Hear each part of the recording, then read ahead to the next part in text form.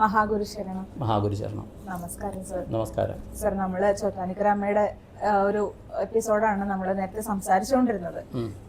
കീഴ്ക്കാവില് ബാധോപദ്രവം സംഭവിച്ച ഒരു real incident sir പറയാന്ന് പറഞ്ഞിട്ടുണ്ടായിരുന്നു. അതിനെ കുറിച്ചൊന്ന് പറയൂ സർ. ഇതൊരു കീഴ്ക്കാവിലെ ബാധോപദ്രവമല്ല. ഇതിപ്പോ എൻ്റെ അനുഭവം അശോക് നാരായൺ സാറിൻ്റെ ക്ലാസ്സിലെയാണ്. ഓക്കെ, ഇതിലൊരു കാര്യം പറയാം. ഇപ്പോൾ നമ്മളിൽ കുറേയധികം ആൾക്കാർ അറിവുകൾ പറഞ്ഞു തന്നിട്ടുണ്ട്. നമുക്കിവരെയൊന്നും മറക്കാൻ പറ്റുകയില്ല. നമ്മളിപ്പോൾ ഈ വീഡിയോ ചെയ്യുന്ന അശോക് നാരായൺ സാർ കാണുമോ ഇതാണെന്നൊന്നും എനിക്കറിയില്ല. അദ്ദേഹം എപ്പോഴും ഹിപ്നോട്ടിസം ക്ലാസ്സുമായിട്ടൊക്കെ അദ്ദേഹം മുന്നോട്ട് പോകുന്ന ആളാണ്, ലോ ഓഫ് അട്രാക്ഷനൊക്കെ. നമ്മളിത് ചെയ്യുമ്പോൾ എത്ര വാങ്ങിച്ചിട്ടാണ് ചെയ്യണമെന്ന് ചോദിച്ചിട്ട് കമൻറ്റ് വരും. ഇപ്പോൾ അമൃതാനന്ദമയി ദേവിയുടെ സന്നിധിയിൽ പോയിട്ട് എൻ്റെ അനുഭവങ്ങൾ വന്നിട്ട് അതിൻ്റെ താഴെ വന്നിട്ട് ഒരാൾ ചോദിച്ചിരിക്കണേ ഇതിന് നിങ്ങൾക്ക് എത്ര കിട്ടിയെന്നാണ്. ഈ ചോദിച്ച ആളുടെ പേരൊക്കെ നോക്കുമ്പോൾ ഇവരുടെ താല്പര്യങ്ങൾ എന്താണെന്ന് മനസ്സിലാവും.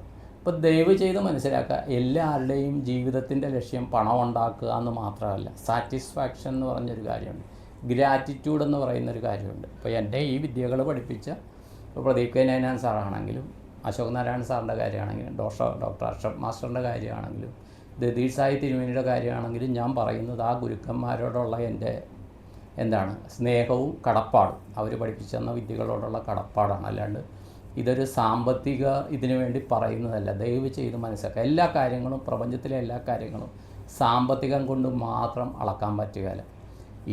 ഇന്ത്യൻ കറൻസിക്ക് വിലയുണ്ടാകും, അമേരിക്കയിൽ ചെന്നാൽ അതിന് വിലയില്ല. അതുപോലെയാണ്. പക്ഷേ നമ്മൾ ഗ്രാറ്റിറ്റ്യൂഡ്, ഫൊർഗീവ്നെസ്, അൺകണ്ടീഷണൽ ലവ് എന്നൊക്കെ പറയുന്ന കാര്യങ്ങൾക്ക് അത് യൂണിവേഴ്സൽ ലോയാണ്. അതുകൊണ്ട് ദയവ് ചെയ്ത ആൾക്കാർ അതൊക്കെ മനസ്സിലാക്കാൻ പറ്റുന്നവർ മനസ്സിലാക്കും. ഇതും അശോക് നാരായൺ സാറിൻ്റെ ക്ലാസ്സിൽ കിട്ടിയതാണ്. ഒരു സ്ത്രീയിൽ, വിവാഹം കഴിഞ്ഞ സ്ത്രീയിൽ പ്രേതാവേശം ഉണ്ടായി. അപ്പോൾ അദ്ദേഹം ക്ലാസ് എടുക്കുമ്പോൾ നമ്മളെടുക്കുന്ന 4 ലെവൽ, അതുകൂടാണ്ട് മെൻ്റലിസം, ഇത്രയും ക്ലാസ്സുകളിൽ അദ്ദേഹത്തിൻ്റെ അത് ഞാൻ എടുത്തിട്ടുണ്ട്. റിപ്പീറ്റേഷൻ പോയിട്ടുണ്ട് പല പ്രാവശ്യം തൃശ്ശൂരുണ്ടായിരുന്നപ്പോൾ. അപ്പോൾ അതിനകത്തൊരു പെൺകുട്ടിയിൽ ബാധ കൂടിയതിനെക്കുറിച്ചാണ്. അപ്പോൾ അത് സാറ് ഒഴിവാക്കിയതിനെക്കുറിച്ചാണ്. അപ്പോൾ ഇത് വീഡിയോ എടുത്തിട്ട് അവരുടെ പെർമിഷനിൽ തന്നെ വീഡിയോ എടുത്തിട്ട്. അപ്പോൾ സാറ് ഈ ഹിപ്നോതെറാപ്പിസ്റ്റുമാണ്. ഇപ്പോൾ പിന്നെ ട്രെയിനിങ് സെഷനിലാണ് കൂടുതൽ നോക്കുന്നത്. കുറേ ആയിരക്കണക്കിന് ആൾക്കാർ സാറിൻ്റെ ശിഷ്യന്മാരായിട്ടുണ്ട് കേട്ടോ, ഇന്ത്യയിലും വിദേശത്തുമൊക്കെ. അപ്പോൾ അതിനകത്ത് ഒരു പെൺകുട്ടിയിൽ അവരുടെ ഭർത്താവ് മദ്യപാനിയായിരുന്നു. അവരിൽ കയറിയത് 2 എനർജീസാണ്. ഒന്ന്, ഒരു ബാധയൊരെണ്ണം കയറി. 2, ഈ ബാധനെ ഒഴിപ്പിക്കാൻ ഒരു ദേവതയുടെ എനർജി കയറി. ദേവതയുടെ എനർജി അങ്ങനെ കയറി. അത് കഴിഞ്ഞിട്ട് അതിൽ രസം എന്താ വെച്ചാൽ സാറ് പറഞ്ഞെന്താണെന്ന് വെച്ച് കഴിഞ്ഞാൽ, ഇതിലെ ഒരു എനർജി സാറിൻ്റെ കോളേജ് കാലത്തെ എന്തോ ഒരു സംഭവം, സാറിന് തന്നെ ഓർമ്മയില്ല, സാറിന് മാത്രമേ അത് അറിയുള്ളൂ. എന്തെങ്കിലും ഒരു കാരണമാകാം, റാഗിങ് ആയിരിക്കാം, എന്തെങ്കിലും ആകാം. ആ സംഭവം നടന്നത് ഇവർ ചോദിച്ചു. ഈ പറഞ്ഞ സ്ത്രീക്ക് അന്ന് 35 വയസ്സ് കാണും, സാറിന് അതിലേക്കാളും കൂടുതൽ പ്രായമുണ്ട്. അപ്പോൾ അവർ ജനിച്ച സമയത്തായിരിക്കും സാറ് ഒരു പക്ഷേ കോളേജിൽ പഠിച്ചത്, ആ പ്രായമായിരിക്കും. പക്ഷേ സാറ് തന്നെ ഞെട്ടിയൊരു കാര്യമാണ് എന്ന് പറഞ്ഞാൽ അദ്ദേഹം തന്നെ പറയുന്നുണ്ട്. അപ്പോൾ അവരിൽ കയറുന്ന ആ എനർജിക്ക് എന്തോ ത്രികാലജ്ഞാനമുണ്ട്. എന്നിട്ട് സംഭവിക്കാൻ പോണ കാര്യങ്ങളും പറഞ്ഞു. എന്നിട്ട് ഇവർ പറഞ്ഞു, പിന്നെ ഇവരെ ഈ ദേവതാ എനർജി കയറിയ എന്തുകൊണ്ടാണെന്ന് വെച്ച് കഴിഞ്ഞാൽ, അല്ലെങ്കിൽ ആ ബാധ എനർജി ഇവരെ ആത്മഹത്യ ചെയ്യിക്കും. മനസ്സിലായി? ഈ പലരും ആത്മഹത്യ ചെയ്യുമ്പോൾ നമ്മുടെ ആ റോയ് സാറിൻ്റെ ഇത് വെച്ച് നമ്മൾ പറഞ്ഞിട്ടുണ്ട്, ഈ ആത്മഹത്യ ചെയ്യുന്ന പലരും അതുപോലത്തെ എനർജീസ് ആക്ട് ചെയ്യുന്നുണ്ട്. മനസ്സിലായി? അതാണ് പെട്ടെന്നൊരു ഫ്രാക്ഷൻ ഓഫ് സെക്കൻഡിലാണ് ഇവരുടെ തീരുമാനം മാറുന്നതെന്നാണ് പറയുന്നത്, ഈ ആത്മഹത്യ ചെയ്യുന്ന ആൾക്കാർ. അങ്ങനത്തെ എനർജീസ് സ്വാധീനിച്ച് അവരിൽ ഏത് എനർജിയാണ് വരുന്നത്, ഹാങ്ങിങ് ആണെങ്കിൽ ഹാങ്ങിങ്, അല്ലെങ്കിൽ വെള്ളത്തിൽ ചാടിയാണ് അങ്ങനെ, ഉയരത്തിൽ നിന്നാണെങ്കിൽ, റെയിൽപ്പാളാണെങ്കിൽ അങ്ങനെ, വിഷം കഴിച്ചാണെങ്കിൽ, ആ തത്തുല്യമായ സാഹചര്യങ്ങൾ ഉണ്ടാക്കി കൊടുത്ത് ആത്മഹത്യ ചെയ്ത് കൂട്ടത്തിൽ ആളെ കൂട്ടാനുള്ള പ്രവണത ഈ എനർജീസ് കാണിക്കും. അങ്ങനത്തെ കുറേയധികം ഉദാഹരണങ്ങളുണ്ട്. ഇതൊരു ലൈവായിട്ടുള്ളൊരു അറിയാവുന്നൊരു കാര്യമാണ്. ഇപ്പോൾ ഈ ഇടയ്ക്ക് ഒരു പാർട്ടിയുടെ അടുത്ത് സംസാരിച്ചപ്പോൾ ഒരിടത്ത് വീഡിയോ കോൾ ചെയ്തപ്പോഴത്തേക്ക് അവിടെ തൂങ്ങി മരിച്ച ഒരാളുടെ പ്രസൻസ് എനിക്ക് ഫീൽ ചെയ്യുന്നു. പക്ഷേ ആ ആൾ പുരുഷനോ സ്ത്രീയാണോ എന്ന് എനിക്കറിയില്ല. ഓക്കെ എനിക്ക് അപ്പോൾ അവർ ചോദിച്ചപ്പോഴും ഞാൻ പറഞ്ഞു പുരുഷനാണോ സ്ത്രീയാണോ എന്ന് എനിക്ക് മനസ്സിലാക്കാം. കാര്യം നമ്മൾ കാണുന്ന നിഴല് പോലെ ആയിരിക്കും, അത് നമ്മുടെ ഹാലൂസിനേഷനാണ്, അതും പറയുന്നുണ്ട് കേട്ടോ. കാര്യം ഹാലൂസിനേഷൻ ആണ് ഇങ്ങനെ കാണുന്നതെന്ന് പറഞ്ഞ് താഴത്താരും കമൻറ്റ് ഇടേണ്ട, ഹാലൂസിനേഷനാണ് കാണുന്നത്. അപ്പോൾ ഞാൻ പറഞ്ഞു ഇങ്ങനത്തെ ഒരു ഹാലൂസിനേഷൻ എനിക്ക് വരുന്നുണ്ടെന്ന് പറഞ്ഞു അവരോട്. അപ്പോഴത്തേക്ക് അവർ പറയുന്നത് വെച്ചാൽ ആ വീട്ടിലെ ഒരാൾ എനിക്ക് തൂങ്ങി മരിക്കണമെന്ന് പറയുക. അതൊരു പർട്ടിക്കുലർ പോയിന്റിലാണ് കാണുന്നത്. ഓക്കെ, വീടിന് ഏതെങ്കിലും കിഴക്കേ മൂല തെക്കേ മൂല എന്നൊക്കെ പറയുന്ന പോലെ ആ മൂല ഏതാണെന്ന് ഞാൻ പറയുന്നില്ല, ഇപ്പോൾ ഞാൻ പറഞ്ഞ മൂലയല്ല, ആ ഭാഗത്ത് ചെല്ലുമ്പോഴത്തേക്കും ആ ഭാഗത്താണ് ഈ എനർജി കാണുന്നത്. അപ്പോൾ ഈ വ്യക്തി ആ ഭാഗത്ത് പോയെന്ന് വെച്ചാൽ പോയിട്ട് വന്നു കഴിഞ്ഞാൽ ഉടനെ തന്നെ റേസ് ആകും, ദേഷ്യം വരും. ദേഷ്യം വന്നതിന് ശേഷം പിന്നെ എന്തെങ്കിലും പറഞ്ഞു കഴിഞ്ഞാൽ ഞാൻ തൂങ്ങിച്ചാകും, എനിക്ക് തൂങ്ങിച്ചാകാൻ തോന്നുന്നു എന്നാണ് പറയണത്. അപ്പോൾ ഞാനപ്പോൾ അവരോട് പറഞ്ഞ് ഇത് ഈ ഒരു സംഭവം പറഞ്ഞു ഇങ്ങനെ ഒരു അത് പുരുഷനാണോ സ്ത്രീയാണോ എന്ന് ചോദിച്ചു. ഞാൻ പറഞ്ഞു എനിക്കത് അറിയില്ല എന്ന് പറഞ്ഞു. അപ്പോഴാണ് പറയണത് ഇങ്ങനെ ഒരു സംഭവം ആ വീട്ടിലൊരു വ്യക്തി പറയുന്നുണ്ട്, എപ്പോഴും പറയുന്നില്ല, ആ ഒരു പർട്ടിക്കുലർ ഭാഗത്ത് പോയിട്ട് വരുമ്പോഴാണ് പറയുന്നത്. അതുകൊണ്ട് അപ്പോൾ അതിന് പ്രതിവിധി പറഞ്ഞു കൊടുത്തു കേട്ടോ. അത് പ്രതിവിധി എന്ന് പറഞ്ഞാൽ ഈ തൂങ്ങിച്ചാകണം എന്ന് പറയുന്ന ആളുടെ അടുത്ത് പ്രതിവിധി പറയാൻ പറ്റില്ല. പുള്ളി വിചാരിക്കുമോ എന്നെ കൂട്ടിക്കൊണ്ടുപോകാൻ ഒരാളുണ്ടെന്ന്, ആ സാധിച്ചേക്കാമെന്ന് വിചാരിക്കും. വേറെ ആൾക്കാരോട് പറയും ഇന്ന കാര്യമാണെന്ന് പറയും. ഇത് എൻ്റെ ലൈഫിൽ ഒരാൾ ഇപ്പോൾ എൻ്റെ ഗുരു ട്രീറ്റ്മെൻ്റ് എടുത്ത ഒരു സ്ഥലം, അവിടുത്തെ ഒരു സ്റ്റാഫ് 89കളിലെ കാര്യമാണ് ഞാൻ പറയുന്നത്, 89-90ലെ കാര്യം.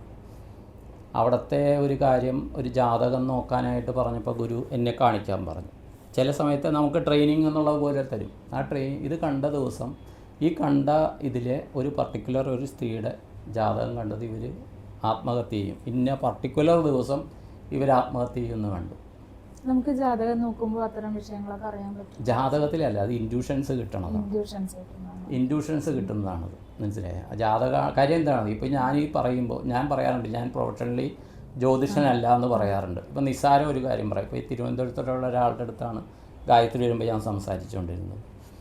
അപ്പോൾ ഇദ്ദേഹം കുറേ നാളായി അവരുടെ ഒരു കുട്ടിയുടെ കാര്യം എന്നോട് സംസാരിക്കുന്നു. അപ്പോൾ എനിക്കൊന്നും മറുപടി പറയാൻ പറ്റുന്നില്ല. പക്ഷേ ഇന്നത്തെ ഉപാസന കഴിഞ്ഞ് എനിക്കിത് കിട്ടി. അപ്പോൾ ഞാൻ കുറച്ച് കാര്യങ്ങൾ പറയുന്നുണ്ട് ഇവരുടെ കുടുംബമായിട്ട് ബന്ധപ്പെട്ടിട്ട്. എന്ന് പറഞ്ഞാൽ ഇവരുടെ കുടുംബത്തിൽ വാളെഴുന്നള്ളിക്കുന്ന ഒരു ചടങ്ങുണ്ട്, സർപ്പങ്ങളുടെ ഉണ്ട്. അപ്പോൾ ഇദ്ദേഹം പറയണത് ഈ സംഭവം എല്ലാം ഉണ്ട്. പക്ഷേ ഇദ്ദേഹം പറയണത് ജാതകത്തിൽ, ഞാൻ പറഞ്ഞ ജാതകത്തിലെ കാര്യമല്ല പറയണം, നിങ്ങളുടെ പ്രശ്നം എന്താണോ അതിൽ നിന്ന് രക്ഷപ്പെടാനായിട്ടുള്ളൊരു കാര്യമാണ് ഞാൻ പറയുന്നത്. അപ്പോൾ നോക്കുമ്പോൾ ഇങ്ങനത്തെ സംഭവങ്ങളൊക്കെ ഇവരുടെ കുടുംബത്തിൽ ഒരു 3 തലമുറക്കുള്ളിൽ നടക്കുന്ന സ്ഥലങ്ങളുണ്ട്. എന്ന് പറഞ്ഞാൽ ഈ പ്രശ്നത്തിന് പോകുമ്പോഴേ അവിടെ നിന്നുണ്ടെന്ന് നമ്മളെ കാണിക്കുകയാണ്. അതാണ് ആ അദ്ദേഹത്തിനോട് ലാസ്റ്റ് പറഞ്ഞത്. ആൾ എഴുന്നള്ളിക്കുന്ന അവിടെയാ അല്ലെങ്കിൽ മറ്റേ ക്ഷേത്രങ്ങളിൽ ആ കുട്ടീനെ കൊണ്ടുപോയി തൊഴിക്കാൻ പറഞ്ഞതിൻ്റെ കാര്യം അത്. അപ്പോൾ പല കാര്യങ്ങളിലും നമ്മുടെ ഈ എന്ത് പ്രോബ്ലം ഉണ്ടോ അതിനൊരു സൊല്യൂഷൻസ് കാണിച്ചു തരുന്നുണ്ട്, ഉണ്ട്. അതെന്താണെന്ന് കണ്ടെത്തണം. അപ്പോൾ ജാതകത്തിൽ ഇതുണ്ടാകണമെന്ന് ഉറപ്പൊന്നുമില്ല. അപ്പോൾ ഈ പർട്ടിക്കുലർ വ്യക്തി ഒരു ദിവസം വിഷം കഴിക്കുന്നു, വീട്ടുകാരോട് പറഞ്ഞു ഈ ആൾ വിഷം കഴിക്കുന്നു. ഞാൻ മറന്നുപോയി. പിന്നെ അത് കഴിഞ്ഞിട്ട് നെക്സ്റ്റ് ഡേ എന്തോ കാര്യത്തിൽ പോകേണ്ടി വന്നു. അവിടെ ചെന്ന് കഴിഞ്ഞപ്പോഴാണ് ഈ പറഞ്ഞ ആൾ വിഷം കഴിച്ച് മെഡിക്കൽ കോളേജിലാണ്. മനസ്സിലായി? വിഷം കഴിച്ച് മെഡിക്കൽ കോളേജിലാണ്. എന്ത് കഴിച്ചു എന്ന് ഞാൻ പറയുന്നില്ല. കാര്യം ഡോക്ടർ വന്നിട്ട് ഇങ്ങനെ കാലിൻ്റെ വെള്ളയുണ്ടല്ലോ അതിലിങ്ങനെ ഒരു ഇത് വെച്ച് അവരിങ്ങനെ വലിക്കുമ്പോൾ നമ്മളൊരു ചെറിയ സെൻസ് ഉണ്ടെങ്കിൽ നമ്മൾ കാല് വലിക്കുന്ന പറയണം. ഇതൊന്നും വലിക്കുന്നില്ല. കൊണ്ടുപോയി രക്ഷപ്പെട്ടിട്ട് വന്നിട്ട് ഈ ആളെ കാണാൻ ഞാൻ പോയി.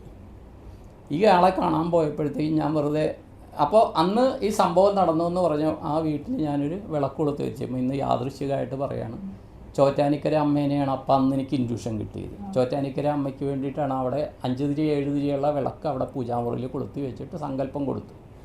അന്നും ഈ സങ്കല്പം കൊടുക്കും. മനസ്സിലായി? ഇപ്പോൾ തേടായി പഠിച്ചതിന് ശേഷം ആൾക്കാർ വന്നിട്ട് ചില അഷ്റഫ് മാസ്റ്ററിനെ കുറ്റപ്പെടുത്തിയിട്ടൊക്കെ ഇവർ കമൻറ്റ് ഇടുന്നുണ്ട്. ഇപ്പോൾ കഴിഞ്ഞ ദിവസം ഒരാളിട്ട്, ആ ഗുരുവിനെക്കുറിച്ച് അറിയുന്ന ആൾക്കാരാണ് കമൻറ്റ് ഇടുന്നത്. ഇങ്ങനെയൊക്കെ ഇട്ടിട്ട് ആ ദീക്ഷ എടുത്തവർക്ക് എന്ത് ഗുണം കിട്ടും? എന്താണ് മനസ്സിലാക്കണമെന്ന് അറിയില്ല. എന്തുവാട്ടെ. പിന്നെ ഈ വ്യക്തി റിക്കവറായി ഇപ്പോൾ ആൾ ജീവിച്ചിരിപ്പുണ്ടോ ഇല്ലെന്നൊന്നും എനിക്കറിയില്ല കേട്ടോ. ഇപ്പോൾ ഉണ്ടെങ്കിൽ ഒരു 80 വയസ്സ് പ്രായം കാണണം. അന്ന് തന്നെ 50 വയസ്സോളം പ്രായമുണ്ട്. അപ്പോൾ ഇദ്ദേഹത്തിൻ്റെ അപ്പോൾ ഞാൻ വെറുതെ നെറ്റിയിലിങ്ങനെ തൊട്ടു. ഞാൻ രക്ഷപ്പെട്ട് വന്നു എന്ന് എൻ്റെ അടുത്ത് പറഞ്ഞു. ഞാൻ നെറ്റിയിലിങ്ങനെ നെറ്റിയിൽ തൊട്ടിട്ട് ഞാൻ വെറുതെ എന്ന് പറഞ്ഞാൽ നമ്മൾ ആ ചോറ്റാനിക്കര അമ്മയുടെ ഗ്രാറ്റിറ്റ്യൂഡ് പറയുകയാണ്. മനസ്സിലായി? അമ്മേ എന്തായാലും നമ്മുടെ പ്രാർത്ഥന കേട്ട് രക്ഷപ്പെടുത്തി എന്ന് പറഞ്ഞിട്ട് ഇത് ചെയ്യുകയാണ്. അപ്പോൾ അതിൽ ഒരു വഴിപാട് ഞാൻ വിചാരിച്ചതെന്ന് വെച്ചാൽ അന്ന് 101 വെടി വഴിപാട്. ഇയാൾ തിരിച്ച് വന്നിട്ട് ഇയാൾ ചോറ്റാനിക്കര എന്നാണോ ദർശനം നടത്തണം അന്ന് 101 വഴിപാട് വെടി അവിടെ വഴിപാട് നടത്തണമെന്ന്. മനസ്സിലായേ? അവരോട് പ്രതിവിധി പറഞ്ഞത് അതാണ്. അപ്പോൾ അത് വന്നിട്ട് അപ്പോൾ ഞാനിങ്ങനെ വെറുതെ കൈവച്ച് എന്നിട്ട് ഞാൻ ഇത് ചെയ്തപ്പോഴത്തേക്കും പറയാം, എനിക്ക് എൻ്റെ മുമ്പിൽ ചോറ്റാനിക്കര അമ്മ നിൽക്കണതായിട്ട് ഞാൻ കാണുന്നു എന്ന് ആ വ്യക്തി പറഞ്ഞു. പക്ഷേ സാറ് ഈ മനസ്സിൽ സങ്കല്പം കൊടുത്തത് പറഞ്ഞിട്ടില്ല. അത് കഴിഞ്ഞിട്ടാണ് ഞാൻ അവരോട് പറയുന്നത്. അത് കഴിഞ്ഞിട്ടാണ് ആ വീട്ടുകാരോട് പറയണത് ഇത് ചെയ്യണം 101 ഇത് ചെയ്യണമെന്ന് പറഞ്ഞു. പിന്നെ ഞാൻ അവിടെ പോയെങ്കിലും ചോദിച്ചിട്ടില്ല ഇത്. ഇപ്പോൾ അവരെവിടെ ഉണ്ട് എന്താണെന്നൊന്നും എനിക്കറിയില്ല. അങ്ങനത്തെ ചില സംഭവങ്ങളുണ്ട്. അപ്പോൾ പ്രേതം ആവേശിച്ച് കഴിഞ്ഞാൽ ഒരാളുടെ ശരീരത്ത് പ്രേതം ആവേശിച്ച് കഴിഞ്ഞാലും ഈ ആൾ ഒരു സന്നിഗ്ധ ഘട്ടത്തിലോട്ട് പോകുമെങ്കിൽ ആ ആളെ രക്ഷപ്പെടുത്താനായിട്ട് വേറൊരു സാന്നിധ്യം കൂടി ആ ശരീരത്തിൽ വരും. അതുകൊണ്ടാണ് പലരും ചില അപകടകരമായ അവസ്ഥയിൽ ചെല്ലുമ്പോഴും രക്ഷപ്പെടുത്തുന്നത് ഈ പോസിറ്റീവ് സാന്നിധ്യങ്ങളാണ്. ആ ഒരു അറിവ് കൂടി നമുക്ക് പങ്കുവയ്ക്കാം. തീർച്ചയായിട്ടും അതെ. പക്ഷെ അത് എല്ലാവരിലും അങ്ങനെ ആയിക്കൊള്ളണമെന്നുമില്ല. വിശ്വാസം നമ്മളുടെ വിശ്വാസവും നമ്മളുടെ പ്രാർത്ഥനകളും നമ്മളുടെ ഉപാസനകളും ചിലപ്പോൾ നമ്മുടെ കുടുംബ പരദേവതകൾ തന്നെ ആയിരിക്കും നമ്മളെ കാത്തിരക്ഷിക്കുന്നത്. അതിനുശേഷം ഈ ഭർത്താവിൻ്റെ മദ്യപാനമൊക്കെ മാറി കേട്ടോ. ഇത് വെച്ച് തന്നെ സാറ് ഇത് ചെയ്ത് പുള്ളിയുടെ മദ്യപാനമൊക്കെ മാറ്റി. അങ്ങനെ ചെയ്തു. മദ്യപിക്കാൻ പറ്റാത്ത, മദ്യപിച്ച് കഴിഞ്ഞാൽ കണ്ട ഓക്കാനിക്കുന്നുള്ള അവസ്ഥയിൽ മറ്റോ വന്നു. അങ്ങനെയൊക്കെ ചെയ്യാൻ പറ്റും. അത് ദേവതകളെന്ന് പറയുന്നത് ഭയങ്കര നമ്മൾ വിശ്വസിക്കണം എന്നുള്ളൊരു കാര്യം മാത്രമേ ഉള്ളൂ. നന്ദി, നമസ്കാരം.